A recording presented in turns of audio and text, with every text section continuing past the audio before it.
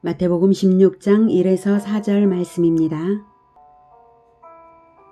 16장 바리새인과 사두개인들이 와서 예수를 시험하여 하늘로부터 오는 표적 보이기를 청하니 예수께서 대답하여 이르시되 너희가 저녁에 하늘이 붉으면 날이 좋겠다 하고 아침에 하늘이 붉고 흐리면 오늘은 날이 굳겠다 하나니 너희가 날씨는 분별할 줄 알면서 시대의 표적은 분별할 수 없느냐.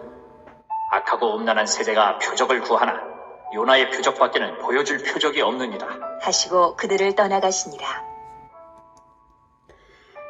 사랑하는 형제 여러분, 11월 28일 토요일 저녁 묵상에 오신 것을 환영합니다. 예수님은 하나님의 아들로서 천국을 건설하시는 왕이시고 모든 자원을 가지신 분이시지만 자신을 위하여서는 기적을 행하시지 않았습니다. 오직 백성들에게 천국의 통치를 하신 것 외에는 없습니다. 그것은 공생애를 시작하던 시점에 40일 금식을 하실 때에 마귀가 나타나서 돌로 떡을 만들어 보라고 할 때에 거부하신 것에서 알 수 있습니다. 돌로 떡을 만들 능력이 없어서 거부하신 것이 아니라 그것이 진리가 아니기에 안 하신 것입니다. 계속해서 시험하는 마귀에게 말씀하시기를 기록되었으되 주 너의 하나님을 시험하지 말라 하였느니라 하시며 마귀를 쫓아내셨습니다. 하나님을 시험하는 것에도 두 가지가 있는데요. 하나님을 믿고자 하는 의도로 증거를 요구하는 시험이 있고 그와는 달리 하나님을 믿고자 하는 의도가 전혀 없이 간을 보듯이 고구마를 찔러보듯이 시험하는 것은 마귀적인 것입니다. 믿고자 하는 의도로 행한 경우는 하나님께서 받아주시죠. 기드온이 하나님께 소명을 받을 때에 그 부르심을 믿을 수 있도록 증언을 달라고 하면서 양털 시험을 한 적이 있었죠. 양털을 땅에 둘 테니 양털만 이슬에 젖게 하고 땅은 마르게 하시면 하나님께서 저를 지도자로 부르시는 줄 믿겠다는 뜻이었죠. 그랬더니 하나님은 기드온의 마음을 아시기 때문에 받아주시고 그렇게 증언도 주십니다. 그래서 기드온이 이스라엘을 구했지 않습니까? 하지만 마귀가 예수님을 시험하여서 돌로 떡을 만들어 보라고 한 것, 성전 꼭대기에서 뛰어내려서 천사의 보호를 받는 것을 보이라고 한 그 의도는 기드온의 시험과는 차원이 다른 악한 것입니다. 증거를 보고 믿고자 하는 의도가 아닌 것은 물론이고요. 하나님을 시험하는 죄를 짓게 유도하는 것이죠. 어디 한번 되나 안 되나 보자는 식으로 되어도 하나님을 시험하는 죄를 지은 것이 되어서 자기가 쳐놓은 올감에 걸린 꼴이 되고 또 안 되면 공격하려는 의도로 시험한 것이죠. 똑같은 의도를 가지고 시험한 자들이 있습니다. 1절에 바리새인과 사두개인들이 와서 예수를 시험하여 바리새인과 사두개인들 이 두 계파는 서로 신학적인 견해가 아주 많이 달라서 항상 적대적이었던 계파입니다. 그런데 예수님의 존재가 자기들에게는 엄청난 위험으로 느껴졌기 때문에 그들은 연합해서 예수님을 시험하는 것입니다. 그들은 예수님을 공공의 적으로 여겼습니다. 그래서 하늘로부터 오는 표적 보이기를 청했습니다. 이들의 요구는 과거 구약시대의 선지자들처럼 해보라는 것이죠. 야, 네가 그리스도가 맞냐? 그렇다면 모세처럼 만나를 하늘에서 내려봐라. 여호수아처럼 해와 달을 멈추어 봐라. 사무엘처럼 뇌성과 비를 하늘에서 내려봐라. 엘리야처럼 하늘에서 불을 내려봐라. 이런 의미입니다. 예수님이 그 능력이 없으셔서 안 하시겠습니까? 진리가 아니기에 안 하시겠습니까? 진리가 아니며 그들의 요구가 하나님을 시험하는 것이므로 안 하시는 것입니다. 그들이 표적을 요구하는 것은 바로 예수님이 하시는 말씀처럼 악하고 음란한 마음으로 요구하는 것이기 때문입니다. 왜 음란하냐고요? 영적인 음란입니다. 그들은 율법주의자들이고 성전 권력을 거머쥔 사람들입니다. 하나님의 계명을 준수한다면서 오히려 배반하고 있고 자신들의 기득권을 위해서 이용하고 있을 뿐이기 때문에 하나님의 이름을 빌려서 마귀를 섬기는 자들입니다. 그래서 악하고 음란합니다. 그리고 그런 흐름이 세대를 거듭하며 세대의 흐름이 되었으므로 악하고 음란한 세대가 라고 말씀하신 것입니다. 요즘 세대를 보십시오. 하나님을 믿지 않으며 눈으로 볼 수 있는 증거를 보이라고 하지 않습니까? 이미 하나님이 계신 증거는 우주에 충만한데 말입니다. 하나님이 계신 증거가 우주에 충만하다는 것 안 믿어지시나요? 여러분, 인간이라는 존재가 어떻게 자연히 우연히 이렇게 놀라운 영적인 존재, 이렇게 지혜로운 존재가 우연히 자연히 생겨나겠습니까? 이것은 창조된 것입니다. 예. 그리고 인간만이 아니라 모든 것이 그렇습니다. 어떻게 우연이라면 그 하늘의 해와 달과 별이 꼭 365일이 되면 자기 자리로 돌아오고, 이것이 계속해서 똑같이 1년 전에도 1000년 전에도 이렇게 되겠습니까? 우연이라면 어떻게 이런 것들이 너무나 조화롭고 아름답게 되겠습니까? 모든 생명체들이 어떻게 조화롭게 되겠습니까? 그리고 진리가 하나님께서 베풀어 주신 성경의 진리, 그 진리 이외에 그것에 필적할 만한 어떤 논리가, 어떠한 합당한 이치가 세상에 베풀어진 것이 있습니까? 예수님에게 필적할 만한 부활이 있습니까? 하나님이 계시는 증거는 우주에 충만합니다. 자, 그래서 예수님이 거절하시는 이유를 그 말씀에 담아서 훈계해 주십니다. 2, 3절 예수께서 대답하여 이르시되 너희가 저녁에 하늘이 붉으면 날이 좋겠다 하고 아침에 하늘이 붉고 흐리면 오늘은 날이 굳겠다 하나니 너희가 날씨는 분별할 줄 알면서 시대의 표적은 분별할 수 없느냐. 네, 기상의 변화를 관찰하여 일기 예측을 하듯이 시대의 변화를 보고 때의 징조를 볼 줄 모르냐. 메시아 강림의 때를 알리는 많은 표적들을 이미 내가 많이 보여주지 않았냐, 이 뜻입니다. 세례 요한이 그리스도라고 증거를 했고요. 세례 받을 때에 하늘이 열려 음성이 들린 것과 또 성령이 비둘기 형체로 강림하신 것, 이것을 대중들이 봤고요. 셀 수 없이 많은 장애 치유가 있었고, 셀 수 없이 많은 질병 치유가 있었고, 셀 수 없이 많은 귀신 쫓아낸 사건들이 있었습니다.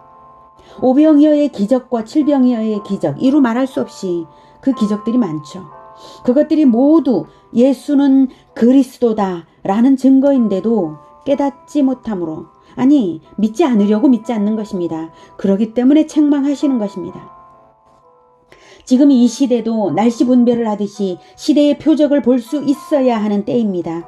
세계 곳곳에서 대립과 갈등이 심화되는 것, 테러와 전쟁, 법이 치밀해져 가는데도 불구하고 죄악은 갈수록 잔인해지고 일반화되는 것, 심지어는 세상 법이 진리를 떠나서 음란한 사회를 정당화하는 것, 자연재해와 감염병의 재해가 연이어지는 것, 이미 종말의 때라는 징조들은 너무나 많습니다.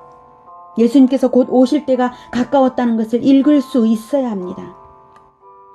자, 그렇게 많은 증거들이 있었는데도 불구하고 믿지 못하고 하늘에서 내려오는 표적을 요구하는 것은 그 바리새인들과 사두개인들이 믿고자 해서가 아니라 시험하려 보려는 목적인 것을 예수님도 아십니다. 그래서 이어서 최대의 표적을 미리 말씀하십니다. 4절.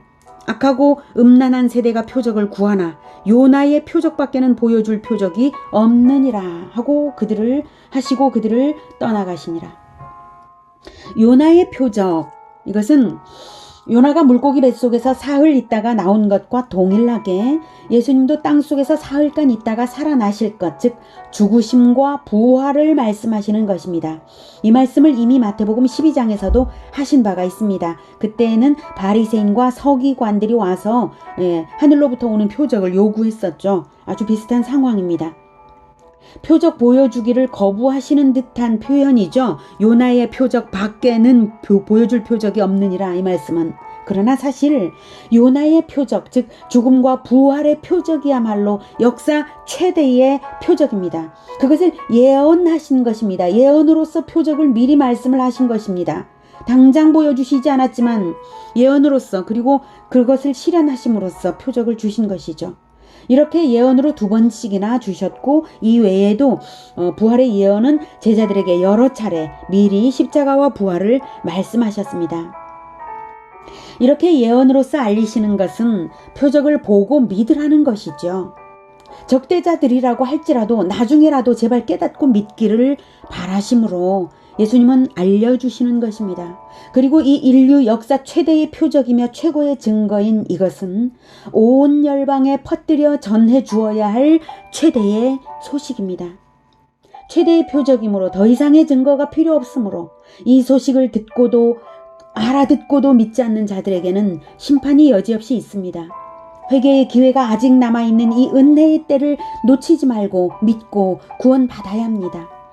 예수님을 대적하던 사람들일지라도 회개하며 믿으면 구원입니다. 그리고 믿는 사람 우리들은 이 전도의 때를 놓치지 말고 부지런히 부활의 소식을 전해 주어야 하겠습니다. 이렇게 전해 보십시오. 하나님은 당신을 사랑하십니다.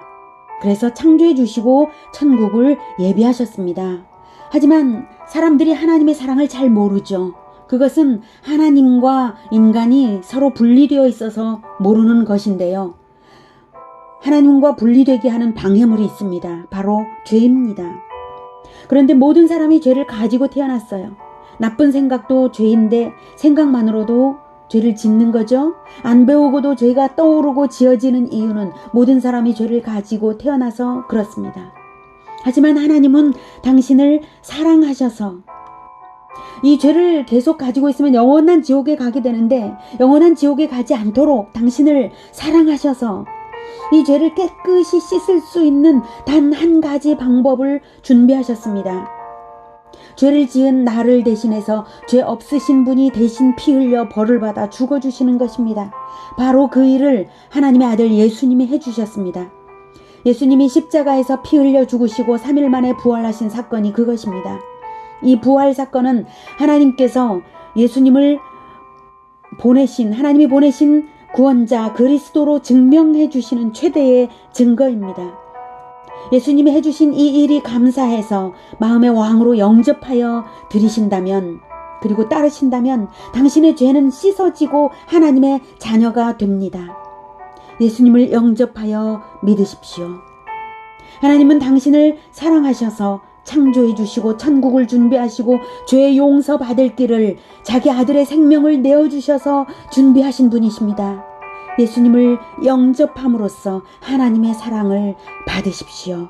예수님을 믿는 것이 구원입니다. 가까운 좋은 교회, 성경을 바르게 가르치는 좋은 교회에 꼭 다니시기를 권해드립니다. 이렇게 부활의 소식을 전하실 수 있습니다. 시대의 표적을 보면서 예수님을 기다리는 우리들은 더욱 열심히 복음을 전하기로 합시다. 이 일보다 더 아름다운 일은 세상에 없습니다. 기도하겠습니다. 하나님은 적대자들에게 최대의 표적을 주셨습니다. 하나님은 예수님께서 최대의 표적을 그렇게 주시게 하셨습니다.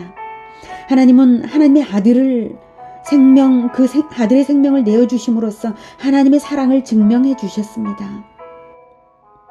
하나님, 우리가 하나님에 대한 우리의 사랑을 증명하는 것은 이 부활의 소식을 전하는 것이 최대의 증거인 줄로 믿습니다. 이 최대의 표적을 우리가 전하기를 게을리하지 않을 수 있도록 도와주시옵소서.